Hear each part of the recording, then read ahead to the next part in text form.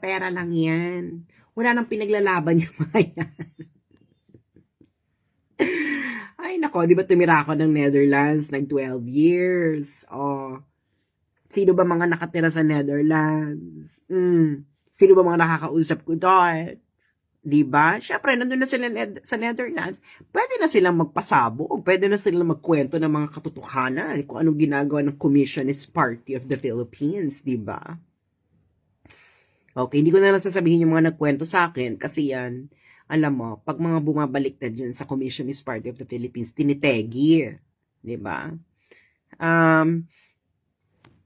So, di ba ka Ernie? Ito si Ernie, taga Netherlands din to, taga Dahig.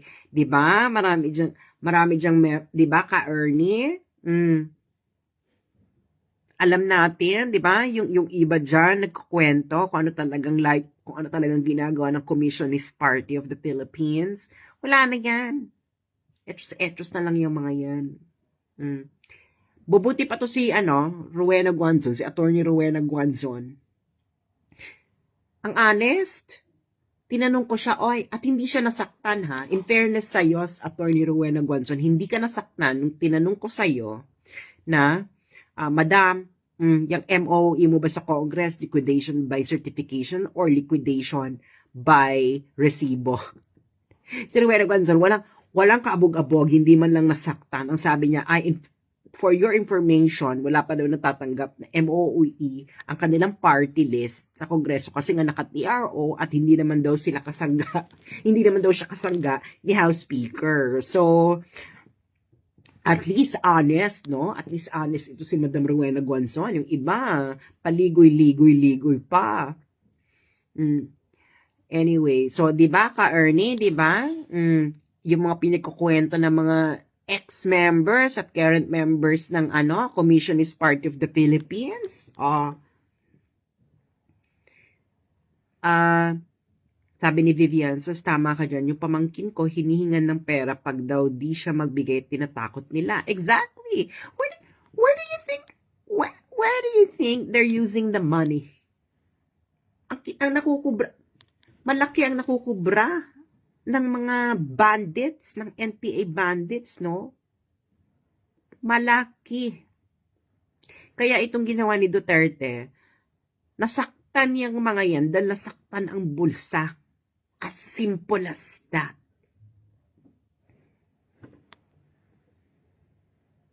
We're talking about billions here. So, hello sa mga nasa Moscow City. Okay, may nagtanong, ano raw diet ko? My diet is poverty. Oy, Rainforest, alam mo Rainforest, do not do something like that. Because you should still have a code of honor against your enemies. So don't do something like that. Sabi ni Toby Plata, awang-awa po ako sa pamilya nilang kinawawa. Magiging kaisa lang din pala sila ng mga kumawawa din sa kanila. Alam mo guys, this is all about political survival. Political survival. And of course, there is a huge sprinkle of greed. Diba? Even though that wala siyang honor, don't do something like that. It is actually, you should have some sense of honor. If they don't have a sense of honor, at least you know where to draw the line in terms of having a sense of honor. Ganun lang yun. Rain. Do not become the monster that you are fighting. Sabi ni Giselle, mag-diet na nga ng poverty. Exactly. Poverty is the greatest diet of all time. Sabi ni Dane, wala naman sa mga kongresista sa kakapal na muka ng mga yan. Sa kanasan dapat sa Congress, complete demolition, matatag ng bagong... Alam nyo, since nanonood naman dito si Madam Clarita, Diyos ko, tumanda na yan si Madam Clarita na nangangampanyahan ng parliamentary system. Parliamentary system, parliamentary system, parliamentary system. Ayaw makinig, ayaw rin palitan ng mga kongresista kasi nga nakikinabang sila sa inefficiency ng sistemang ito. As simple as that. Diyos mio. Sabi ni Francis Guevara, what can the Chinese learn from the Filipinos? How not to run a country. That's what the Chinese can learn from Filipinos. How not to run a country. Sabi ni Rain Pua, edi makikisama nga muna si VP Sara as of the moment kung gusto niya mag-survive dyan sa loob ng gobyerno. No, hindi niya kailangan makisama. But I think Sara, you know what? Sara is a straight edge woman. Sara respects the office that she holds. So ngayon, Vice President siya, and she respects the office of the Vice President. The office of the Vice President is supposed to be a partner of the office of the President. So, baka kayo hindi siya lumalaban kasi she respects the office of the Vice President. Yun ang nagpipigil sa kanya, no? Well, kung wala nang respeto yan si Sara sa office of the Vice President, makikipag head-on collision na yan katulad ng ginagawa ni Lenny. Pero nga, she is the Vice President. Your job is to, at least if you have policy differences with the President, you don't drag the President to the mud. Diba? Parang ganyan. So, ganyan yung ginagawa niya. Hindi yan katulad ni Lenny. Alam niyo na. Kung gagawin ni Sara yun, para na din siyang si Mama Lenny. Kaya nga, sabi ni Michael Nueva Combista, kaya ayaw nila ng bagong sistema sa gobyerno kasi maraming masasagasaan. Exactly. Hello, Mrs. from Pagadian City. Hello, Sarah Jenna ng Pagadian City. So, ayun nga. So, gulat lahat yan pag nag-resign si VP from DepEd. Alam nyo, Sara Duterte is such a mother and she's doing the DepEd job because she's doing it like a mother. Kasi nga, ang babata ng mga anak ni Sara, ha? At she's just really doing it, a concern for younger children. Tanong ni Jinky, kailan ka pupunta rito sa Hong Kong? Diyos ko, Day? My God, hindi naman ako... Guys, I'm not extremely wealthy. I'm not also wealthy. Tama lang po ang stipend ng aking PhD scholarship para sa aking pang-araw-araw na buhay. Kita nyo naman itong aking tinutuluyan. Diyos ko, Lord. Hindi... To be honest, mas malaki pa yung kwarto ko sa Pilipinas. Sabi ni Charity, it's pretty obvious magkaalyado sila kasi nung una, then nilaglag siya simply because Sara do not want what they're doing. She is the resistant, kaya ganyan. Sabi ni Jeff, bakit niyo ba tinatanong yung mga taong wala naman, hindi naman kayo concern sa kanya? Diba? Sabi ni, inuulit-ulit parati ni VP Inday na yung tutuparin niya yung oath niya to keep the country strong and peaceful. Hello sa mga nasa watching, mga taga-Vietnam.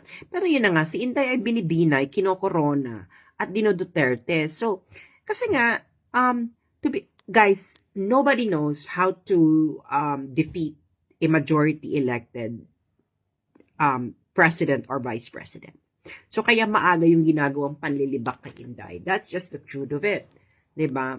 So, syempre, sino yung, sabi nga nila, meron daw third force na makikinabang dito, and that's gonna be Tulfo. No? Tulfo, it would be the best time for Tulfo to run for president because he's already old by 2028.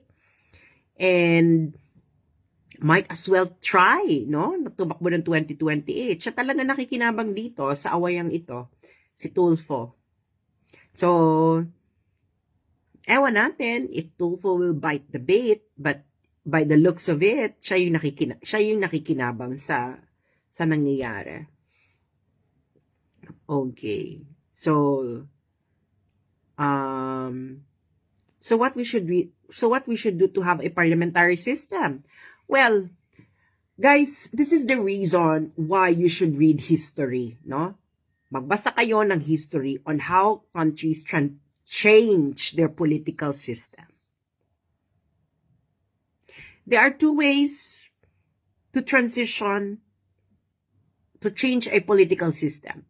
Either you do the British way or you do the French way. What did the British do? Wala namang revolution, no? Na nangyari. So, ang ginawa nila, they actually built on the system and introduce a parliamentary system. Yun nga lang, meron silang House of Lords, okay? So, ngayon, yung mga nasa House of Lords, ito yung mga aristocrat, okay? So, nandun sila. So, inherited yung position. So, pag nandyan ka sa House of Lords, hindi ka na po pwede sa House of Commons, di ba? So, yung House of Commons, this is the Parliament. So, may House of Lords ka. Yung House of Lords, wala silang power. Pero inherited yung position. So, for life yan, no? Now, the French way, they had a guillotine. So, mamili kayo on how you transition. Either you use the British way or you follow the French way. Maraming, there are countries that followed the British way and it ended up good for them. Sometimes it didn't. There are countries that followed the French way. Okay? And it ended up good for them. China actually was inspired by the French way, by the French Revolution. So either you follow the British way or the French way. So that's just how his lesson from history. Okay. Tahimik lang yan si VP Sara, pero sasabog din yan one day. I can't. Thanks, Asganda, for your time. So, sabi ni Constance, I like the idea of the French way. Well, kung may lakas kayo ng loob, do the French way. Pero kung wala kayong lakas ng loob, at is do the British way.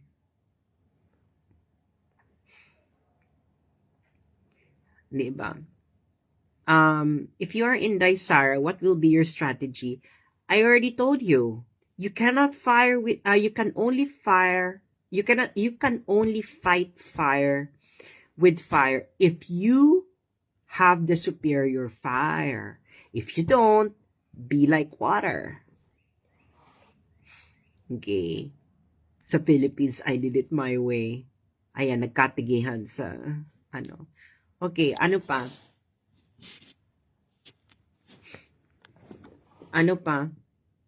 Yan, I did it my way. So, kaya yon, no? British way or the French way? Pero of course, na-force silang i-change yung political system, may nangyari muna. Gets niya? Okay. Anong gagawin ng ordinaryong DDS ngayon? Save your energy. Save your energy at magmasid. Okay. Sabi ni Jet, baka ayaw din ng elite sa British way. Gusto nila feudal capitalism forever. Hindi naman kung anong gusto ng elite. Ito yung kung anong gusto ng nakakarami. Hindi naman, the elite didn't give up their power that easily in both the British and the French way. So something happened that forced them to reform. Kaya kailangan, importanteng mag-aral ng history. Diba? So, sabi ni Dane, may mangyari muna. Sabi ni Evelyn, matutuloy kaya ang World War III? No. Kasi there are nuclear weapons actually stabilizes, prevents a World War II like scenario. Ang nangyayari po ay proxy wars. Okay? Hindi hindi nyo po makikita ang China at United States na magbobombahan ng parehong bansa dahil pareho silang may nuclear weapons. Okay? So, gagawin nila ang gera nila outside their countries. Alam niyo na kung saan pwede.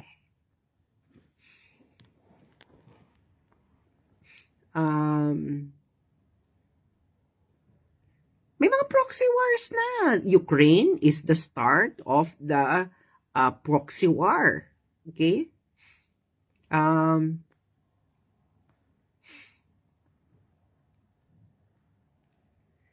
Okay. So sad we are the proxy. Well, sino may kasalanan kung bakit tayo magiging site ng proxy war?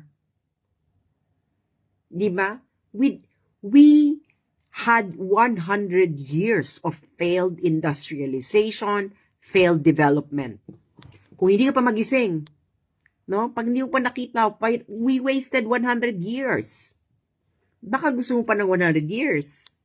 Again, para to wait. Naunahan na tayo ng Bangladesh, ng Vietnam.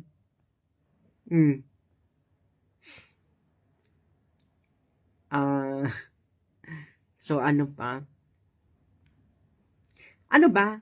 Wala na, yun na yun. May gustong mag-join. Sino ba to?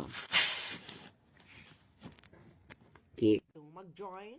Join ka.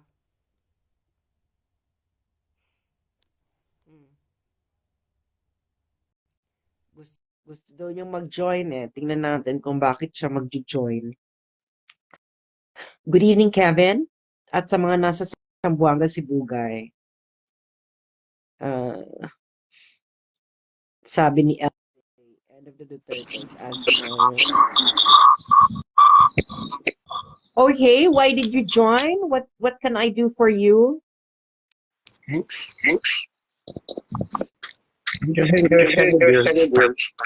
Ano, hindi kita maintindihan.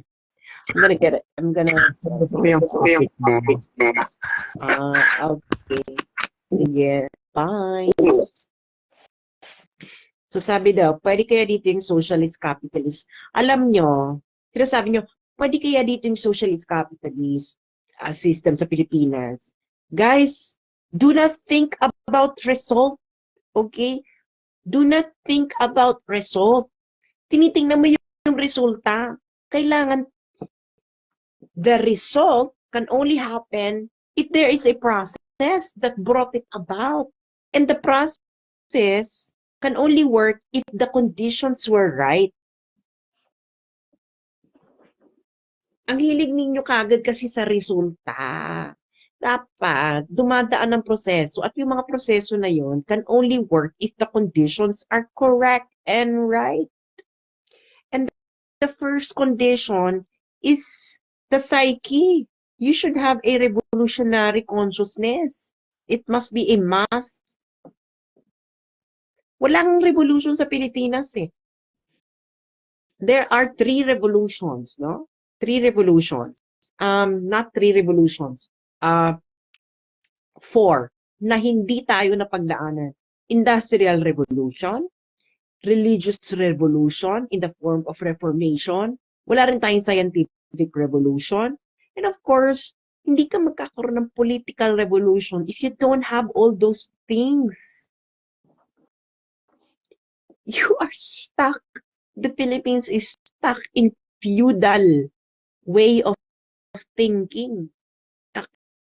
Kita mo kasi yung middle class, karamihan sa inyo ng middle class. Ilan sa inyong middle class ang hindi individualistic?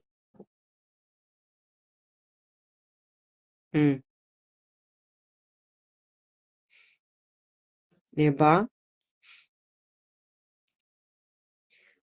Sabi ni Sarah Gina, ano po nangyari sa pinaglalaman ni Senator Robin Padilla palitan ng Constitution ni SAS? Ito na naman yung mga tanong ninyo. Ilan ba ang Senado? 24. Oh. Kahit naman ipaglaban mo yan, kung ayaw ng 23, ano mangyayari? Ano magagawa mo? Ano magagawa mo para mapilit yung 23? Nagigets nyo ba? Alam nyo ba kung paano tumatakbo ang gobyerno nyo? So sabi, anong nangyari sa pinaglaban ni Robin Padilla? Bakla ka ng taon, 24 ang senators. Ano gusto mong gawin ni Robin Padilla? Tuka niya ng baril yung 23 para po sumang-ayon sa kanya. Oh,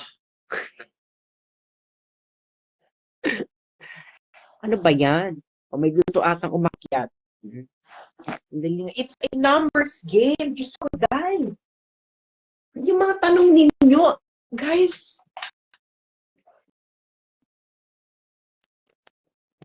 Ito. Yan. What's up? Why did you come up? Anong meron? Magandang gabi po. Okay, magandang gabi. O, anong ganap? Anong may tatanong ka ba? Ayan. Medyo mahina yung signal natin dito sa Manila ngayon. May itatanong ka ba, girl?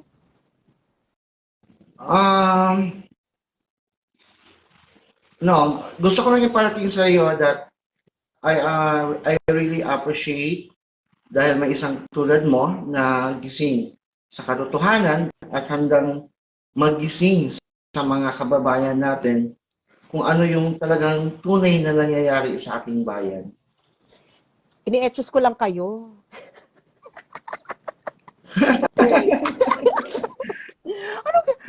Actually, ilan lang tayo. Alam mo sa business na talagang kahit ako po ay CEO ng Duterte Mission 24K, and then during those days na meron tayong tatawag na pandemic noon at pinagbawal yung pagtitipon ng ating mga sambayan ng Pilipino.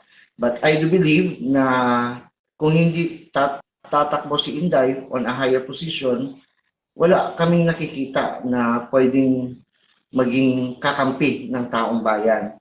So, sinugal ko yung buhay ko, kahit na sabi nga nila baka makukulong kami dahil bawal nga sa MMDA at huhulihin kami ng HPG, pero nagkataon na pinaunlakan tayo na magkaroon ng more than 3.5 kilometers na caravan para manawagan kay Inday Sara. So, nanonood lang ako mula kanina and I observed all your point of views na hindi naman sasabi natin na may pinapanigan ka o mga naging one-sided ka. Kumbaga, binubuksan mo rin yung isipan ng mga taong bayan. Kung yes, I agree with your opinion na kasi nangyari yan, it was happened during with Senator Bongo na may isinusulong siyang batas. Ngayon, nagtaka ako bakit nagkaroon ito ng sudden changes. But, oo nga naman, who is Senator Bongo? Nag-iisa lang siya against all odds. So, likewise, katulad ng sabi mo, na kahit maganda man yung opinion or suggestion ni Idol Robin Padilla, against all odds, wala din mangyayari talaga. Correct. Diba? So, yun lang ang ano ko sa mga taong bayan na nanonood sa akin ngayon na ng mga tao. Wag tayong pabugso-bugso, wag tayong wag tayong hindi tayo bayaran eh. Katulad ko, hindi ako bayaran. Sinusugal ko, I'm in the hospital right now dahil may sakit ako, but still alam po yan ng taong bayan na I keep on working hard para kumbinsin yung mga rebelde natin na magbalik loob sa gobyerno. I working hard also na sa mga taong bayan natin na gawin natin kung ano yung nararapat talaga sa ikakaunlad ng ating bayan. Okay. Hello po. Thank you po. Merong pumasok na isa. Oo, ito. May pumasok na isa. Kuya, nakikita namin ng Bethlehem. Ano ba yan? Hello po, from Correct Movement. Ano po? From Correct Movement po. From Correct Movement. O anong gusto mo sabihin? Kapatid, ibababa na kita ha. Maraming salamat sa iyong mga tinuran. Thank you. O ikaw, anong pangalan mo, kuya? Anong pangalan mo? Alfonso Realiza from Dipolog City po. So, From Dipolog. Mutual friend po natin si Sir Orion po. Alam mo, Dipolog, ang isa kong best friends, pero namatay na siya, ay taga Dipolog. Kaya ako nakapunta ng Dipolog before. Yes! I don't know, maybe Wow. kilala mo siya, si Alexi Marigomela, kasi medyo, medyo may pangalan din naman siya dyan. Pero matagal na yon, mukhang bata ka pa. O, anong atin? Anong gusto mong sabihin? Yung tanong ba, yung mayroong nagtanong ba, bakit ba hindi nasusulong ni Senator Robin? Kasi po, Mm. yung mga senator po na ini-elect nila as popular based on presidential system natin, na sponsored by the oligarch, which is both nationwide, hindi nila prioritize ang charter change.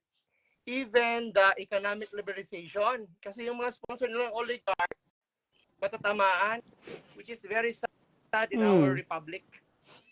Na Ikaw ba? yung Ikaw Vietnam, ba naumusa na tayo. ikaw taga Dipolog ka, di ba?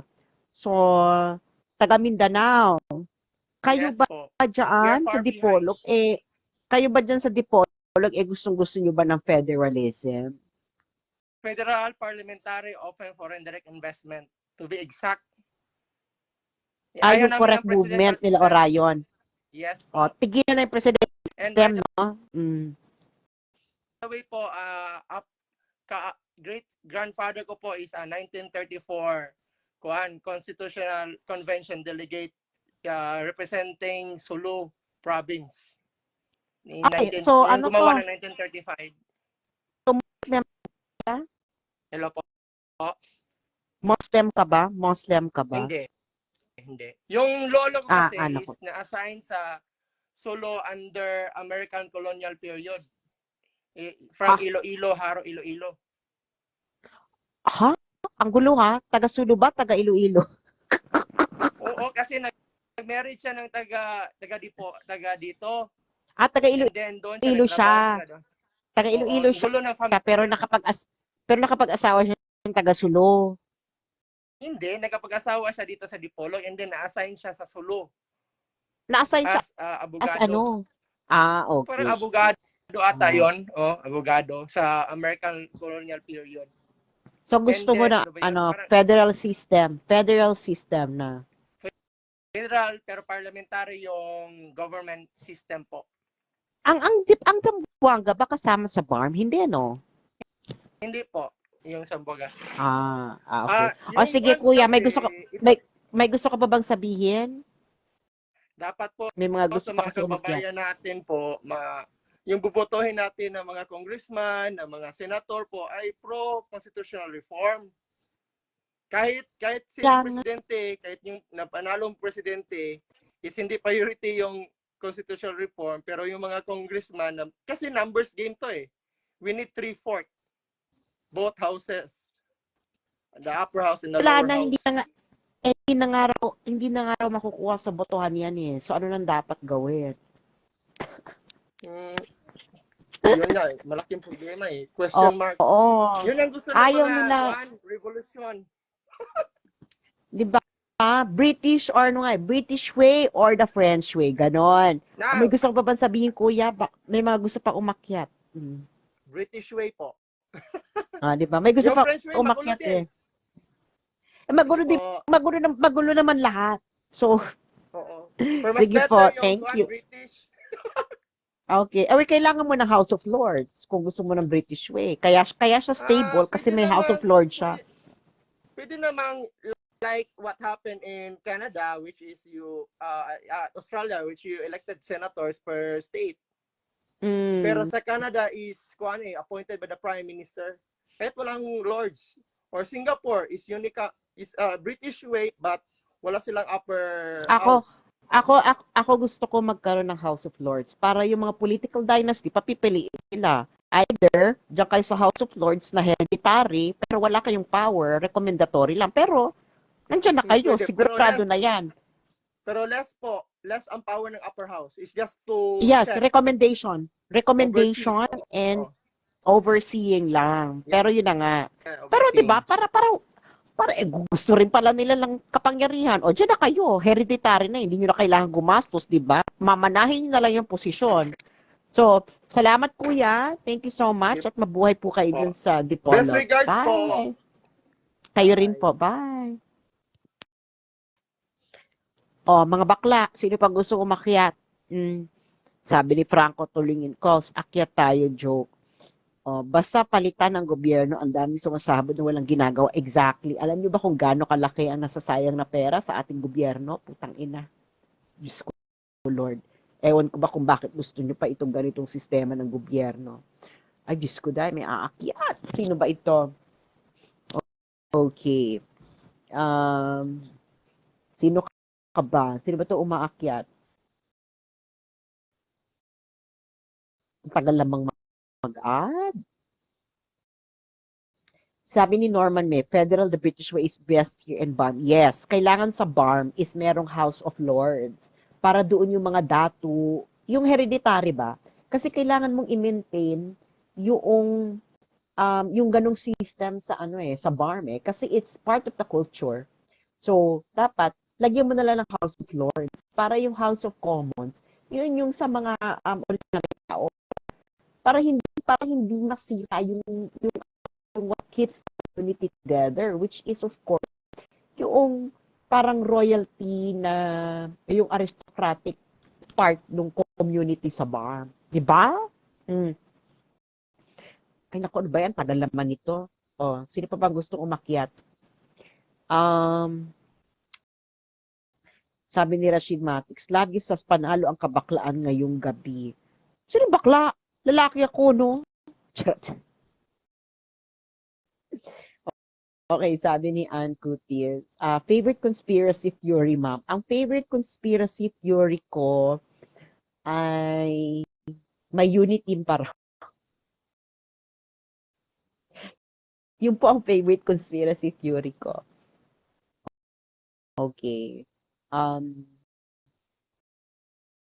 Sabi daw, so dapat mga Senator 2025 pro-constitutional reform.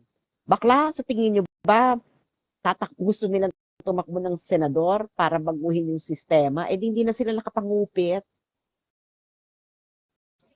Tumatakbo ng senador, yan. Kupit! Simple as that. Sino pa? Sino pa nga aakyat? Nako, magsasara na ako ng parlor pag walang umakyat. Going once. Going twice. Going thrice. 4. Ay, ayan, may aakyat. Ano ba naman to?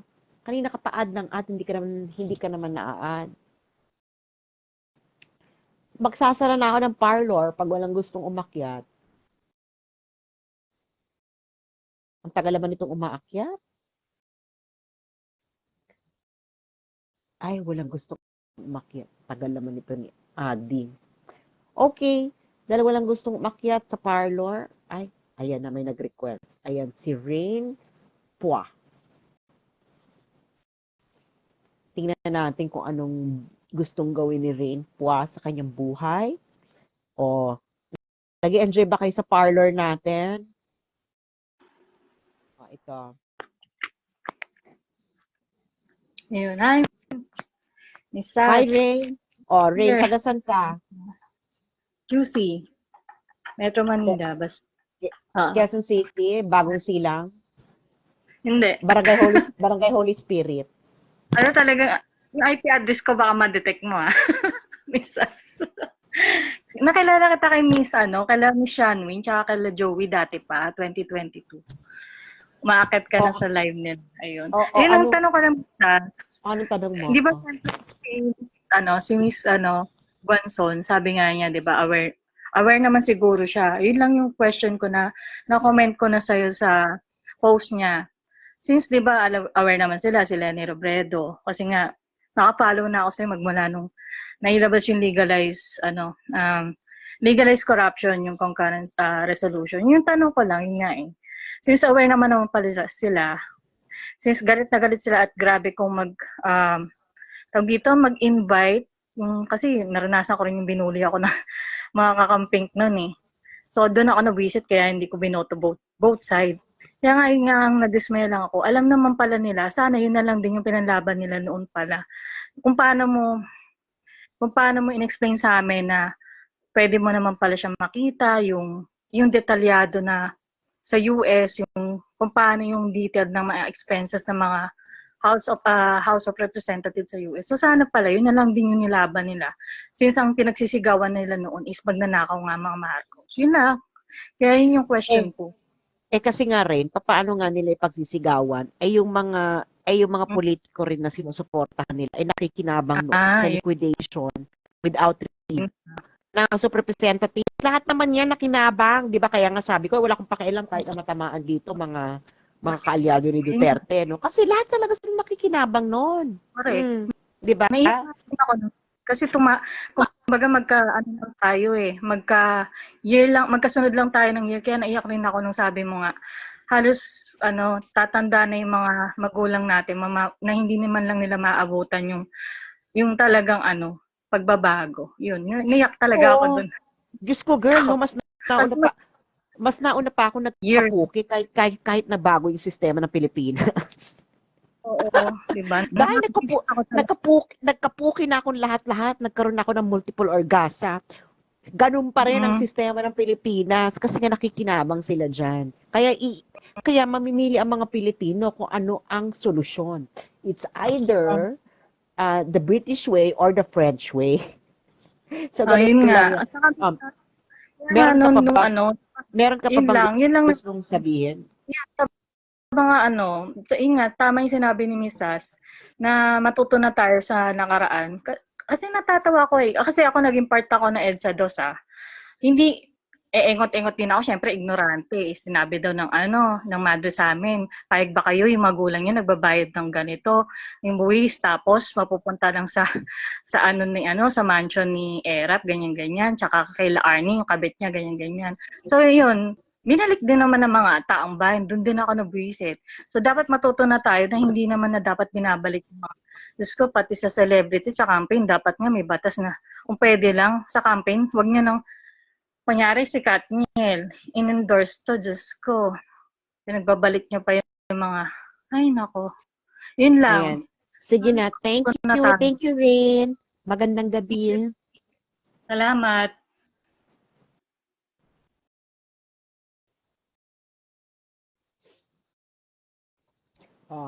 Sino na susunod na papasok ng parlor?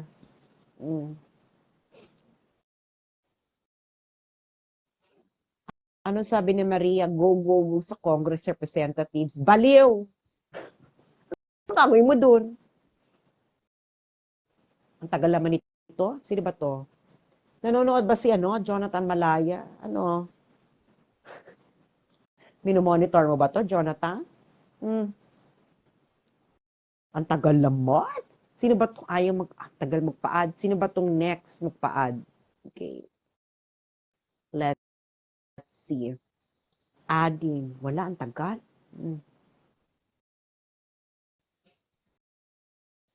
Ay, nako. Sino ba to? Sino ba? Okay, si Chino Season. Ay, connection failed. Hindi kayo pumasa sa sistema ng China. Sino ba to? Crisette Laureta, umakyat ka naman dyan. Wala siya, hindi siya nanonood. Okay. Sino ito? Bagong salta sa ating parlor. Anong pangalan mo? Taga saan ka? At bakit ka nandito?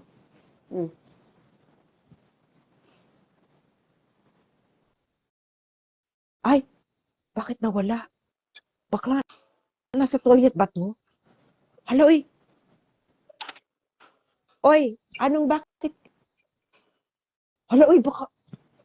Ano pangalan mo, kuya? Ano pangalan mo? Ako na ba yan, Mesas? Oo, ikaw na. May akala ko naliligo ka. Baka Nagluluto po from Saudi Arabia. Ano pangalan mo? Michelle, gabi na. Michelle. Naku, Michelle, baka bawal to sa amo mo, ha? Baka kami pa maging... Dahil mukha ba akong kasambahay? Sorry po. Ay! Nagluluto na lang ng dinner namin.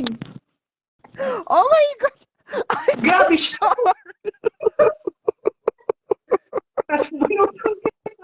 Oh my God. ako Bakit? kasi hindi ko Masama nakita yung ba? sarili ko sa video. Ay, kaya Masama bang maging kasambahay? Masama bang maging Fresh. kasambahay? Masama bang maging kasambahay, ha? Masama bang maging Kasi hindi lang kasambahay? buto ko. Ma'am, Kasi sa naman, yung tanong kasi ko. alam mo, natatakot kami sa'yo dahil akala namin nasa toilet ka, baka mamaya nudist ka, no? Baka mamaya, Ay, hindi ko kasi nakikita yung video ko. Akala ko hindi oh naman ako ate, makapasok. Sorry. ate, anong tanong mo? Go. Yung tanong ko po is, bakit ang mainstream media or even yung mga ponente ng South China Sea arbitration, hindi nila nire-raise yung mga reservations dun sa mga treaty before na-create yung UNCLOS? Kasi napanood ko yung mga video ni Justice Carpio, ni si Bersate, sintong ambassador natin na kasama dun sa mga Ben legal Surto. team nung Ben Surto. Ben Surto, kay Christian Mm-mm. Esguerra. So, hindi naman, bago yung interview nila na yun, na-release mo na yung mga points na gusto mong sabihin. And kaya ko sila pinapanood is para makita if they will debunk or they have another answer to your opinions or to your observations regarding the case. Pero hindi nila nire-raise yung mga treaties ng mga bansa na claimant countries doon sa South China Sea when they're discussing about yung sa pagkapanalo daw natin or yung sa pagkampi nung arbitration para sa Pilipinas. Alam mo, Michelle, kaya hindi nila ginagawa yan kasi nga meron silang sinusulong na agenda. Alam mo yon. Kasi dapat doon lamang tayo sa sa objective view of what's going on, 'di ba? Kasi nga kumita kasi yan sila, Michelle, sa ganyang katarantaduhan. Yun lang yon, no? Tanggalin mo yung pera doon sa kaso na yon. Tanggalin mo yung pera doon sa kaso na yon, hindi yan ganyan.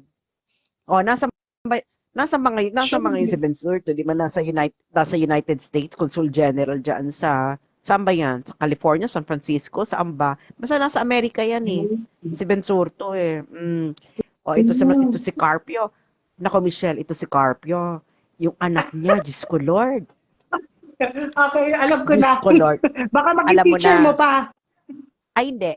Dapat Kasi ibang siya. kumuha ka ng course sa subject niya. Oo. Gusto ko talaga yung tipong mag-a-appear lang ako, magsi-sit-in ako. Are you the son? Ganon. Sige. Meron ka ba bang gustong sabihin, Michelle? May gusto pa mga umakyat eh. Isa pa akong question. Paano natin ma-overhaul ang ating political system? Mamili ka Kung nga. walang mag-initiate na, for example, magpalit tayo ng constitution, kasi ikaw na rin nagsabi, sa sistema natin ngayon, walang magbabago kahit sino ang ipalit natin, kahit Duterte pa yan. Unless mabago ang sistema ng constitution natin, ng political system natin. So, Well, may way pa ba? Para? I think isang institution lang ang pwedeng makapag-force ng pagbabago. Ayun ay talagang para sila sa pagbabago, hindi yun lang para mang-agaw ng kapangyarihan. So iisa lang naman, no? Iisa lang ang institution na pwedeng gawin yun, pero hindi ko pwedeng sabihin dahil baka idemanda ako ng mga lola mo, no? One more thing. Isa pa. Naku.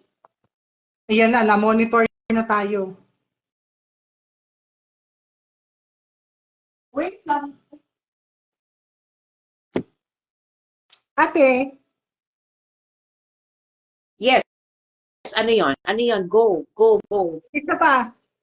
Ideal ba kung ang mga, for example lang in an ideal situation, for example, papalitan natin lahat ng mga politicians natin, magiging applicable ba kung ang ipalit natin is yung mga leader ng mga non-government organization, katulad ng, for example, sa Ibon Foundation or yung mga taga-UNICEF or kahit yung mga taga-angat buhay na rin, Char? Hindi. I think ang dapat ipalit dyan is kasi kailangan mong ihiwalay ang big money sa government. Ang dapat dyan is talagang mga technocrat na hindi sila mga may-ari ng negosyo, may mga ganyan, mga ganito. Pero nga, itong mga Ibon-Ibon Foundation, siguro pwede sila magkaroon ng puwang, no? 'Di ba? Pero, kailangan is, marami naman yung mautak sa Pilipinas, no? Pero kailangan talaga na merong merong maninindigan na institusyon para ipaglaban ang pagbabago ng grupong iyon. Pero ayoko sabihin, dahil baka idemanda ako ng mga eme-eme. So, anything else, ate? Ah, isa pa, kaya-kayang maging criteria sa mga tatakbo sa politiko or sa mga pusang bayan na, for example, wala sila dapat business na magiging parang conflict of interest sa mga government projects, ganun. Parang isip ko kasi, or pwede ba sa China, as you mentioned before, na dapat walang sahod yung mga government officials natin para makita talaga natin na ang gusto nila is to serve the people. Would that be possible in the Philippines? Sandali lang, ate Michelle. Hindi naman lahat ng government officials sa China ay walang sahod. Pero kasi ang sistema kasi sa China, yung mga members kasi ng kongreso nila, yung National People's Congress, nanggaling din kasi ito sa ibang posisyon. So they hold other positions in government. So doon may sweldo sila. Pero doon sa as part of the National People's Congress, wala silang sweldo. Well, kung gugustuhin, pwedeng mangyari. Pero kailangan kasi may mag-guarantee ng systems change na yon. At isang institusyon lang ang guarantee ng institusyon na yon, pero hindi ko sasabihin dahil baka idemanda tayo ng mga barubal. So, Militar ba? ha? Ang militar ba ang merong kakayahan para mag-overhaul ng sistema? Wala akong sinasabing ganyan. Ang sinasabi ko lamang ay Ito merong pa sa militar institusyon. lang. Sige na, tatali na ako sa ROTC. Ate, magluto Try ka lang po. muna. Sige na ba? Magluluto na lang ako. Ako na lang yung tagaluto ng ng food. Bye. Thank you. Bye. Good night. Thank you, ate. Bye.